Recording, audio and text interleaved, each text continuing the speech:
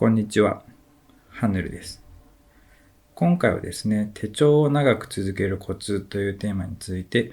お話をしていこうと思います。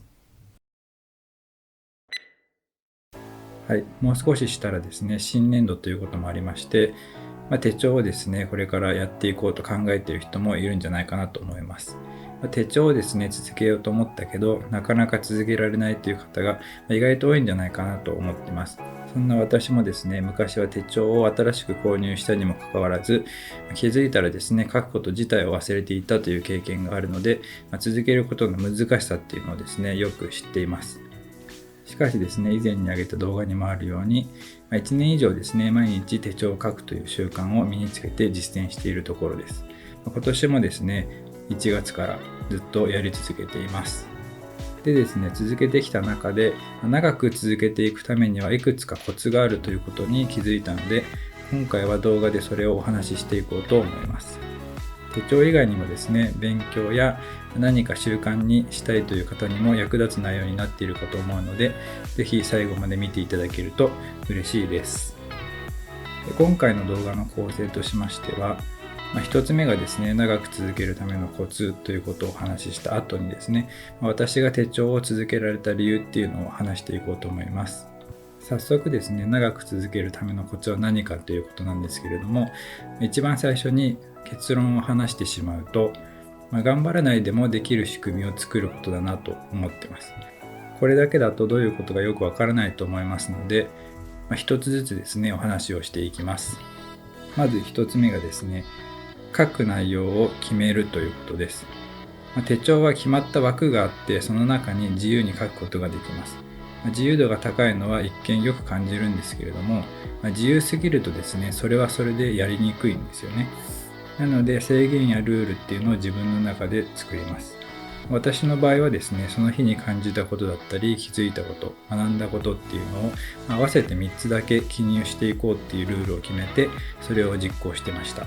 事前にですね、書く内容っていうのを決めてしまうと、あとは結構楽に実行できるようになるかなと思います。内容を決める上でのポイントっていうのは、自分のためになって、なおかつ、書きやすいこと。で、最初はですね、一言でもいいと思います。できるだけやることを少なく、ハードルを下げて頑張らないっていうことが大事になってくるかなと思います。で、2つ目が書く内容を決めるということです。やっぱりですね、やりたいと思っているのになかなかできないっていうのは、それをやるための時間を確保してないっていうことが多いんですよね。時間を作るっていうことが本当に大切だと思ってます。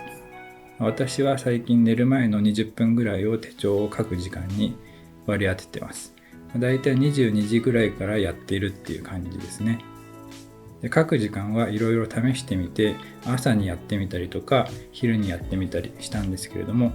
その日のことをその日のうちに振り返った方がより記憶が鮮明なので、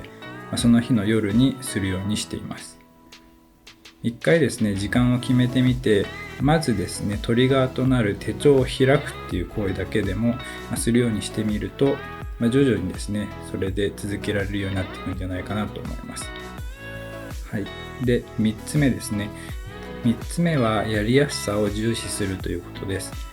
手帳を買った時っていうのはモチベーションが高くて、あれもこれも書きたいっていう気持ちが強いんですけれども、時間が経過するにつれてですね、結構辛くなってきちゃうんですよね。で、それをなくすためにやりやすさを重視します。あれもこれも書こうとするのではなく、一つに絞るとか、これは結構やりがちなんですけれども、書く内容によってペンの色を変えたりするといったことをやめて、極力シンプルにしていきます。時間はですね、最初は5分とか10分で終わるようにすると、かなり続けやすくなってくるんじゃないかなと思います。ということで、内容と時間を決めてですね、どのようにしたら自分がやりやすくなるのかっていうことをポイントに、一旦簡単なルールを決めてみる。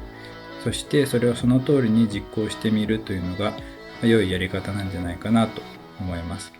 これがですね、頑張らないでも続けられる仕組みとなり、徐々にですね、続けられるようになってくるんじゃないかなと思います。やらないと気持ち悪いぐらいになると成功かなという感じですね。はい。で、最後にですね、私が手帳を続けられた理由について少しお話をしていこうと思うんですけれども、私はですね、何かを継続しようとしてたくさんの失敗だったり挫折をしてきました。その中で思ったのが、ちゃんとやろうとしてできないと嫌になって自己嫌悪になってしまったりとか、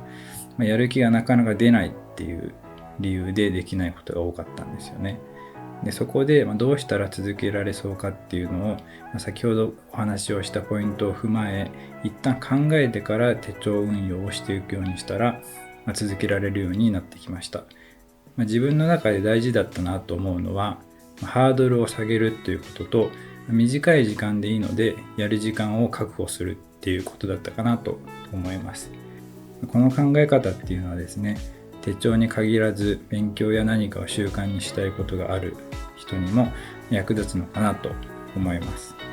というわけで今回は手帳を長く続けるコツについてお話をさせていただきました。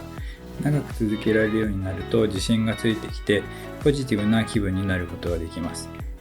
休みでもいいのでちょっと続けてみるっていうのをやってみるといいんじゃないかなと思います。で、手帳の動画結構ですね、私の YouTube でやってきたんですけれども、もっとやってほしいという方がいましたら、ぜひグッドボタンを押していただけると嬉しいです。では最後まで動画を見ていただきありがとうございます。じゃあまた。